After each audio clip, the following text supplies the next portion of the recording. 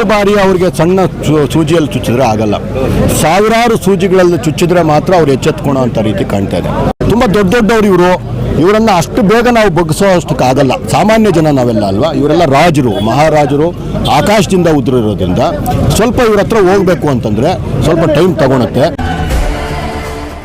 ಆಹಾರ ಪ್ರಿಯರ ಮನೆಗೆದ್ದ ಸಮಿರಾಸ್ veg hotel May 3ರಿಂದ ಚಿಕ್ಕಬಳ್ಳಾಪುರದಲ್ಲಿ ಅಮೋಘ ಪ್ರಾರಂಭ.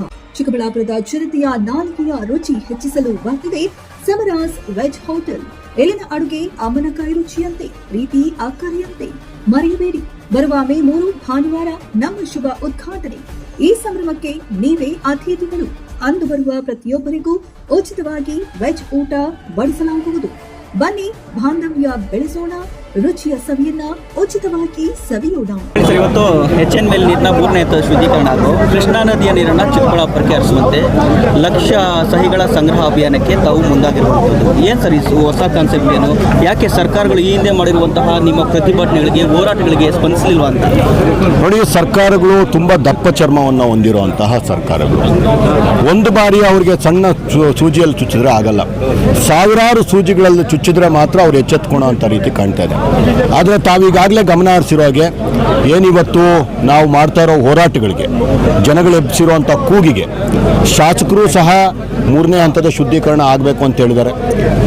ಏನು ಉಸ್ತುವಾರಿ ಸಚಿವರು 3ನೇ ಹಂತದ ಶುದ್ಧೀಕರಣ ಬೇಡ, ಅದು ಕಾಸ್ಟ್ಲಿ ಅಫೇರ್ ಅಂತ ಇದ್ದವರು ಇವತ್ತು ಇಲ್ಲ ಯಾವುದೋ ಒಂದು ಬೇರೆ ಮೆಷಿನರೀಸ್ ಆಗ್ತಾ ಇದೀವಿ BWSSBಯಲ್ಲಿ, ಅದೆಲ್ಲ ಆಯಿತು ಅಂತಂದರೆ ನಮಗೆ ಒಳ್ಳೆ ನೀರು ಬರುತ್ತೆ, ಈ ಭಾಗದ ಹೋರಾಟಕ್ಕೇನಿದೆ ಆ ರೀತಿಯಾದ ನೀರು ಬರುತ್ತೆ ಅನ್ನೋದಂಥ ಮಾತನ್ನು ಹೇಳಿದ್ದಾರೆ. ಯಾಕಂದರೆ ತುಂಬ ದೊಡ್ಡವರು ಇವರನ್ನು ಅಷ್ಟು ಬೇಗ ನಾವು ಬಗ್ಗಿಸೋ ಅಷ್ಟಕ್ಕಾಗಲ್ಲ. ಸಾಮಾನ್ಯ ಜನ ನಾವೆಲ್ಲ ಅಲ್ವಾ, ಇವರೆಲ್ಲ ರಾಜರು, ಮಹಾರಾಜರು, ಆಕಾಶದಿಂದ ಉದುರಿರೋದ್ರಿಂದ ಸ್ವಲ್ಪ ಇವ್ರ ಹತ್ರ ಹೋಗಬೇಕು ಅಂತಂದರೆ ಸ್ವಲ್ಪ ಟೈಮ್ ತಗೊಳುತ್ತೆ.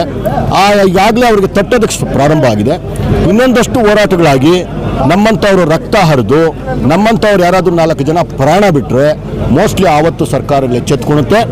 ಆವತ್ತು ಶುದ್ಧ ನೀರನ್ನು ಕೊಡುವಂಥ ಕೆಲಸ ಮಾಡಿ ಮುಂದಿನ ಎಲೆಕ್ಷನ್ಗೆ ಏನು ವೋಟ್ ಬ್ಯಾಂಕ್ ಮಾಡ್ಕೊಬೇಕೋ ಅವ್ರು ಮಾಡ್ಕೊಳೋಂಥ ಕೆಲಸ ಆಗುತ್ತೆ. ಅದು ಅವ್ರ ಕೆಲಸ ಅವ್ರು ಮಾಡಲಿ, ರಾಜಕಾರಣ ಮಾಡಲಿ, ವೋಟ್ ಬ್ಯಾಂಕ್ ಮಾಡ್ಕೊಳ್ಳಿ. ನಾವು ಕೇಳ್ತಿರೋದು ನಮಗೆ ಶುದ್ಧ ನೀರು ಕೊಡಿ ಅಂತ. ಆ ಒಂದು ಹೋರಾಟ ಏನು ನಡೀತಾ ಇತ್ತು ಅದರ ಒಂದು ಪ್ರತಿಫಲವಾಗಿ ಈಗ ಒಂದು ಲಕ್ಷ ಸಹಿ ಅಭಿಯಾನ ಅನ್ನುವಂತಹ ಒಂದು ಹೊಸ ಕಾರ್ಯಕ್ರಮವನ್ನು ಅನುಭವಿಸ್ಕೊಂಡಿದ್ದೀವಿ. ಒಂದು ಹೊಸ ಪ್ರತಿಭಟನೆ ಇದು. ಪ್ರತಿ ಮನೆಯಲ್ಲಿರುವಂತಹ ಒಂದು ಮಗು, ಒಂದು ಸ್ಕೂಲ್ಗೆ ಹೋಗುವಂತಹ ಮಗು ವಿಷಯ ತಿಳ್ಕೊಂಡು ಸೈನ್ ಮಾಡೋದಿರ್ಬೋದು, ಅಥವಾ ಒಂದು ತಾಯಿ, ಒಂದು ಅಜ್ಜಿ ಹೆಬ್ಬೆಟ್ಟು ಹಾಕಿದ್ರು ಸಹ ವಿಷಯ ತಿಳ್ಕೊಂಡು ನಂದೊಂದು ಹೆಬ್ಬೆಟ್ಟು ಹಾಕಿ ನನಗೆ ನೀರು ಬೇಕು ಕಂಡ್ರೋ ಭ್ರಷ್ಟ ಸರ್ಕಾರಗಳ ಅಂತ ಹೇಳೋದಿದೆಯಲ್ಲ, ಅಂತಹ ಒಂದು ಕೆಲಸಕ್ಕೆ ನಾವು ಕೈ ಇಟ್ಟಿದ್ದೀವಿ. ಪ್ರತಿ ಮನೆಗೆ ನಾವು ಸೇರ್ತೀವಿ, ಪ್ರತಿ ಮನೆಯಲ್ಲೂ ಕೇಳಿಕೊಂಡು ವಿಷಯ ತಿಳಿಸಿ ಅವ್ರನ್ನ ಒಪ್ಕೊಂಡ್ರೆ ಸೈನ್ ಮಾಡಿಸ್ಕೊಂಡು ರಾಷ್ಟ್ರಪತಿಗಳಿಗೆ ಸುಮಾರು 1000-2000 ಬುಕ್ಗಳಾಗ್ಬೋದು. ತಾವು ಗಮನಿಸ್ತಾ ಇದ್ದೀರ, 2 ಬೋರ್ಡ್ ಹಾಕಿದ್ವಿ. ಆ ಬೋರ್ಡಲ್ಲಿ ಏನು ಎಲ್ಲರೂ ಇವತ್ತು ಬಂದವರು ಸೈನ್ ಮಾಡಿದ್ದಾರೆ, ಉತ್ಸಾಹವಾಗಿ ಆಕ್ರೋಶ ಭರಿತರಾಗಿ ಏನು ಸೈನ್ ಮಾಡಿದ್ದಾರೆ, ಆ ಬಟ್ಟೆಗಳಲ್ಲೇ ಆ ಒಂದು ಫೈಲ್ಗಳನ್ನು ತುಂಬಿ ನಾವು ಆ ರಾಷ್ಟ್ರಪತಿಗಳಿಗೆ ತಲುಪಿಸುವಂಥ ಕೆಲಸ ಮಾಡಬೇಕು ಅಂತಿದ್ದೀವಿ ಸರ್. ಈ ಒಂದು ಅಭಿಯಾನದಿಂದ ಏನೆಲ್ಲ ಬದಲಾವಣೆಗಳಾಗ್ಬೋದು, ಇದಕ್ಕಾದರೂ ಸ್ಪಂದನೆ ಮಾಡುವಂಥ ನಿರೀಕ್ಷೆ ಇದೆ ತಮಗೆ? ನೋಡಿ, ನಾವು ಇತಿಹಾಸಗಳಿಂದ ನೋಡ್ಕೊಂಬಂದರೆ, ಈಗ ನಮ್ಮ ಬ್ರಿಟಿಷರ ಮೇಲೆ ಆಗಿದ್ದಂತಹ ಒಂದು ಹೋರಾಟಗಳಿಂದನೂ ನೋಡ್ಕೊಂಬಂದರೆ, ಹೋರಾಟಗಳಿಗೆ ಯಾವತ್ತೂ ಜಯ ಸಿಗುತ್ತೆ. ಆ ಹೋರಾಟದ ಹಿಂದೆ ಇರೋ ಉದ್ದೇಶ ನಿಮ್ಗೆ ಇಂಪಾರ್ಟೆಂಟ್ ಆಗುತ್ತೆ. ಅದರಿಂದ ನಿಸ್ವಾರ್ಥವಾದ ಉದ್ದೇಶಗಳಿದ್ದರೆ ಯಾವಾಗಲೂ ಹೋರಾಟ ಸಕ್ಸಸ್ ಆಗೇ ಆಗಿದೆ. ಅಂತಹ ಒಂದು ಸಕ್ಸಸ್ ನಮಗೂ ಸಹ ಸಿಗುತ್ತೆ. ಜೊತೆಗೆ ಏನು ಅಧಿಕಾರಶಾಹಿಗಳಿದ್ದಾರೆ, ಏನು ದೊಡ್ಡ ಸ್ಥಾನಗಳಲ್ಲಿ ಕುಳಿತಿರೋರಿದ್ದಾರೆ, ಅವರಿಗೆ ಸಾಮಾನ್ಯ ಜನರ ನೋವು ಯಾವತ್ತೂ ಅಷ್ಟು ಸುಲಭವಾಗಿ ಅರ್ಥ ಆಗಲ್ಲ. ನಾನು ಆಗಲೇ ಹೇಳಿದಾಗೆ ಒಂದಷ್ಟು ರಕ್ತ ಹರಿದಾಗ ಮಾತ್ರ, ಒಂದಷ್ಟು ಏನು ಹೆಣಗಳು ಬಿದ್ದಾಗ ಮಾತ್ರ, ನಮ್ಮಂಥ ಏನು ನನ್ನ ಜನಗಳ ಮುಗ್ಧ ಹೆಣಗಳು, ನಮ್ಮಂಥವ್ರ ಹೆಣಗಳು ಬಿದ್ದರೆ ಆವತ್ತು ಸರ್ಕಾರಗಳು ಎಚ್ಚೆತ್ಕೊಳ್ಳೋ ಅಂತಹ ಕೆಲಸ ಮಾಡಿರೋದನ್ನು ನಾವು ಇತಿಹಾಸದಿಂದನೂ ನೋಡ್ಕೊಂಡು ಬಂದಿದ್ದೀವಿ. ಅದು ರಾಜರ ಕಾಲದಲ್ಲಿರ್ಬೋದು, ಅಥವಾ ಪ್ರಜಾಪ್ರಭುತ್ವ ವ್ಯವಸ್ಥೆ ಬರೋಕ್ಕೆ ಮೊದಲು ಇರ್ಬೋದು, ಬಂದಾದಮೇಲೂ ಇರ್ಬೋದು. ಆ ರೀತಿಯ ಒಂದು ಹೋರಾಟ ನಾವು ಮಾಡ್ತಿದ್ದೀವಿ. ಆದಷ್ಟು ಬೇಗ ನಮ್ಮ ಹೋರಾಟಕ್ಕೆ ಜಯ ಸಿಕ್ಕು ಈ ಒಂದು ಸರ್ಕಾರಗಳು ಶುದ್ಧ ನೀರನ್ನು ನಮಗೆ ಕೊಡಲಿ ಅನ್ನೋದಷ್ಟೇ ನಮ್ಮ ಹೋರಾಟ ಸರ್. ಈಗ ಕಳೆದ 3-4 ದಿನಗಳ ಹಿಂದೆ ಅಷ್ಟೇ ಸಾವಿರಾರು ಮೀನುಗಳ ಮರಣ ಕೂಡ ಆಗಿತ್ತು ಈ ಕೆರೆಯಲ್ಲಿ. ಏನು ಸರ್ ಅದಕ್ಕೆ ಕಾರಣ ಅಂತ ನೀವೇ ಹೇಳಬೇಕು. ನಾನೊಬ್ಬ ಸೈಂಟಿಸ್ಟ್ ಅಲ್ಲ, ನಾನೊಬ್ಬ ಸಾಮಾನ್ಯ ಪ್ರಜೆ.